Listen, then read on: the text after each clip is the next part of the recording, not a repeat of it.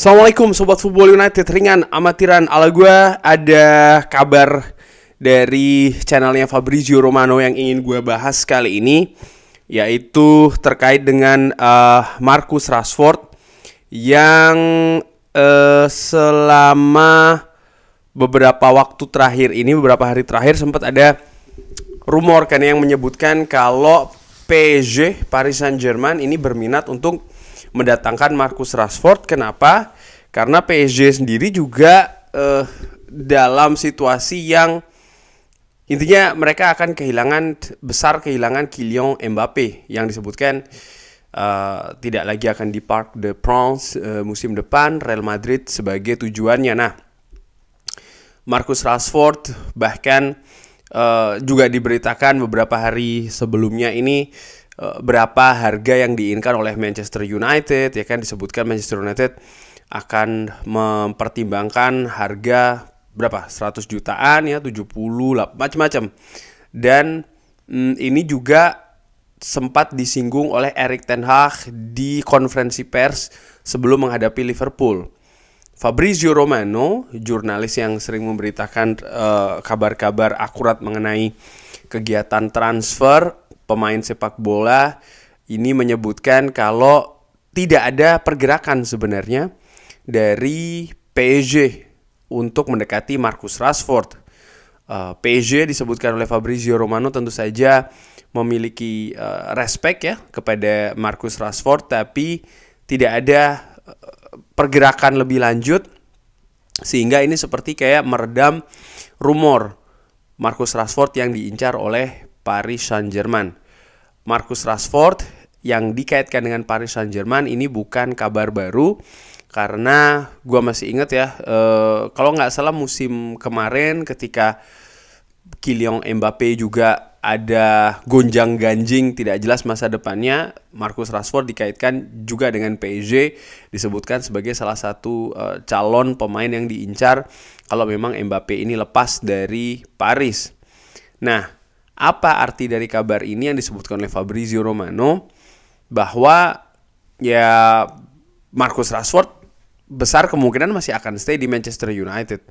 Apakah ini akan menjadi bencana? Belum tentu. Walaupun gua juga sering membaca komentar, pendapat-pendapat di kolom komentar, di sosial media, banyak yang kecewa dengan penampilan Marcus Rashford musim ini.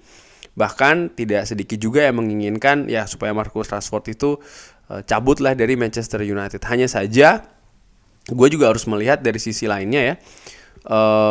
Pertama adalah realita dari sisi bisnis dulu, dari sisi finansial.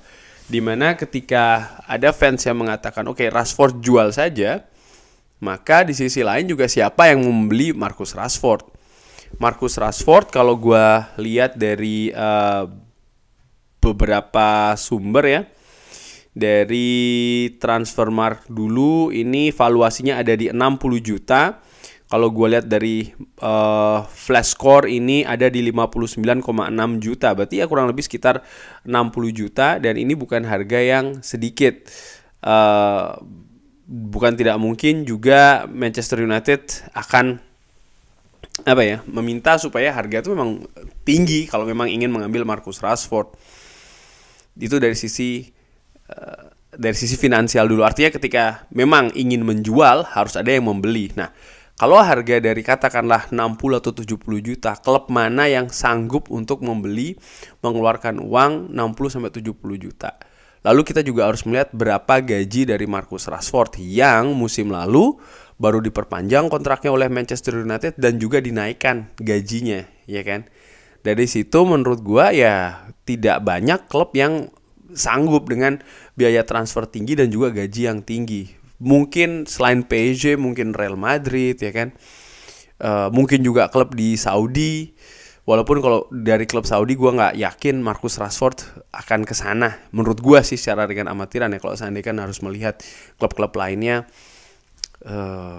Mungkin Barcelona ya, ukuran klub-klub yang memang mampu secara finansial untuk mendatangkan pemain dengan harga tinggi dan juga gaji tinggi. Selebihnya gue nggak ngelihat sih ya. Jadi dari sisi finansial nampaknya sulit untuk keluar Marcus Rashford. Nah sekarang kalau dari sisi kapasitas, oke, musim ini memang Marcus Rashford jeblok. Tapi musim lalu bukan musim sebelumnya lagi ya, 3 musim yang lalu dia bagus.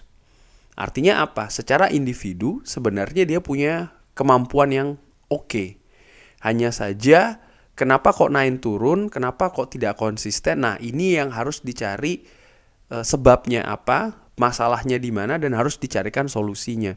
Ini bukan sesuatu yang baru ya, karena 2 musim yang lalu dia sempat juga tidak bagus penampilannya, tapi di musim lalu ya, artinya 2 musim lalu ketika musim terakhir dari Ole Gunnar Solskjaer dia tampil tidak maksimal, tapi musim lalu dia berhasil dibangkitkan oleh Erik ten Hag. Bahkan gue masih ingat itu di salah satu sosial media ada yang memberikan animasi ya kan, bagaimana Erik ten Hag itu yang menyiram pohon Rashford ya, lalu dilindungi dari badai dan lain-lain, dan akhirnya dia mampu berbuah gol, 30 gol musim lalu di segala ajang. Menurut gua ini merupakan hal yang luar biasa, menunjukkan bahwa sebenarnya secara individu dia ada kapasitas. Nah sekarang kenapa kok musim ini dia tidak seperti musim lalu? Nah ini harus dicari betul. Selain oleh tim kepelatihan Manchester United, manajer Erik ten Hag, ya juga dengan manajemen klub. Sehingga apa yang mereka investasikan, artinya Manchester United investasikan musim lalu dengan memberikan kontrak baru kepada Rashford ya, juga dengan kenaikan gajinya, ini bisa kembali dengan sesuatu yang memang sesuai menurut gua. Yang jelas bukan seperti musim ini ya. Gua sepakat musim ini Rashford nggak banget. Penampilannya tidak konsisten, tapi dari awal tahun ini sebenarnya gue melihat ada titik balik, mungkin masih sedikit ya, dari Marcus Rashford. Dia sempat selama beberapa pertandingan secara berurutan dia memberikan kontribusi gol Manchester United, baik itu berupa gol secara langsung ataupun juga secara assist. Artinya dia sudah mulai menanjak ini. Dan gue juga melihat bagaimana perpaduan antara Rashford, Garnacho, dan juga Rasmus Højlund ini menjadi hal yang bisa diandalkan oleh lini depan Manchester United. Selain memang Rasmus Højlund yang mencetak banyak gol secara beruntun, tapi kalau dilihat juga itu kan kerja tim, baik itu secara dengan bola maupun tanpa bola, sehingga peran dari Rashford maupun juga Garnacho ada di sana. Nah, ini kan sempat terhenti dengan absennya Garnacho. Rashford yang nampaknya lebih nyaman di kiri harus dipindah lagi ke depan ya kan, dan menurut gue ini kan merubah rutinitas yang mungkin ingin dikemas oleh Erik ten Hag sebenarnya. Dan sekarang dengan kembalinya Rasmus Højlund, gue harapkan mereka bertiga ini bisa nyetel lagi, sehingga bukan hanya Rasmus Højlund tapi juga Garnacho dan tentu saja Rashford ini bisa berkembang lagi kontribusinya untuk lini depan Manchester United. Karena sekali lagi ya, ada paling tidak itu tadi 2 faktor yang gue lihat sulit bagi Rashford ini untuk keluar. Bukan berarti tidak mungkin. Kalau seandainya memang ada tawaran yang datang, mungkin ya, nggak tahu dari klub mana, senilai 70, 80 ataupun 90 juta atau bahkan lebih, ya gue berpikir realistisnya dilepas Rashford ini. Sehingga Manchester United juga akan bisa menggunakan dana tersebut untuk perimbangan situasi finansial ya. Selain juga mungkin bisa digunakan untuk berinvestasi di pemain lain. Itu menurut gue juga merupakan suatu kemungkinan. Tapi sekali lagi realitanya nampaknya sulit nih bagi klub yang menebus harga Rashford yang sedemikian tinggi itu tadi, katakanlah di angka 70 atau 80, karena dengan situasi saat ini ya, artinya tidak ada masalah secara internal dengan Marcus Rashford. Manchester United tentu saja mereka juga tidak pintar, artinya melepas Rashford 40-30 juta mungkin hanya karena banyak komentar miring di media, di sosial media. Ini kan bukan langkah pintar menurut gue ya, tapi bagaimana justru bisa lebih memaksimalkan apa yang ada di Marcus Rashford. Mungkin ada beberapa pendapat yang mengatakan ya Rashford sudah mentok, Rashford sudah tidak bisa lagi, dan bla bla bla.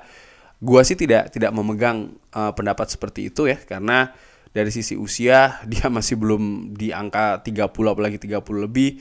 Artinya secara atlet dia bisa ditingkatkan. Hanya saja memang butuh polesan yang tepat. Dan sekali lagi ini sudah terbukti sebenarnya musim lalu dia bisa loh, dan mungkin 3 musim yang lalu dia juga bisa loh memberikan kontribusi langsung berupa gol maupun assist bagi Manchester United.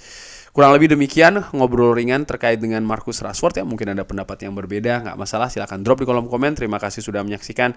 Jangan lupa like, subscribe. Wassalamualaikum warahmatullahi wabarakatuh. Thank you.